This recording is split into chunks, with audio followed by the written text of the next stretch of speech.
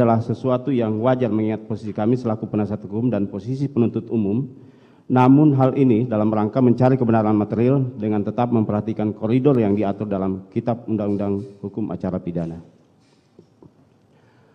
Untuk itu, perkenankan kami tim penasihat hukum terdakwa Kuat Ma'ruf untuk mengajukan tanggapan atas replik penuntut umum yang telah diajukan dalam persidangan di Pengadilan Negeri Jakarta Selatan pada hari Jumat tanggal 27 Januari 2023. Bahwa setelah tim penasihat hukum mempelajari dan menganalisa secara seksama seluruh dalil penuntut umum dalam repliknya,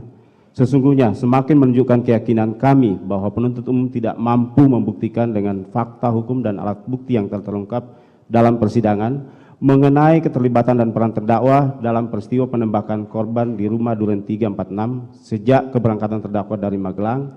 menuju rumah Saguling dan dari rumah Saguling menuju rumah Duren 346 hingga terjadinya peristiwa penembakan.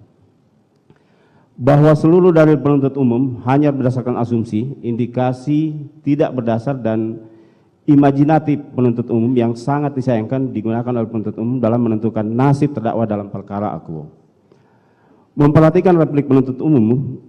yang tidak beranjak dari pendiriannya dalam surat dakwaan dan tuntutannya, serta tidak mau mencermati dan memahami fakta dari hasil persidangan dan pemeriksaan saksi-saksi di bawah sumpah yang menjadi fakta hukum dalam perkara ini. Bahwa sikap yang demikian tentunya sangat disesalkan, karena ternyata apa yang telah dituangkan dalam perkara itu juga lah yang menjadi rujukan dasar tuntutan dan dakwaan perkara ini, yang dipertahankan secara kukuh di muka persidangan yang terbuka untuk umum ini. Bahwa tentu terdapat suasana yang berbeda di antara pemeriksaan di muka atau tepatnya di ruang penyidik dengan pemeriksaan di muka persidangan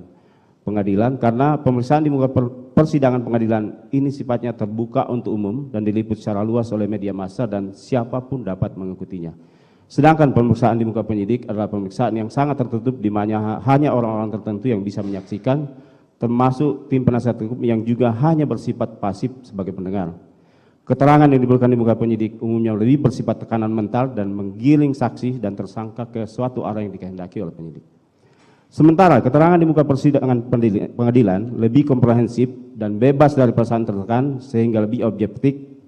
objektif dan dengan mudah ditelaah mana kesaksian yang kredibel dan mana yang tidak,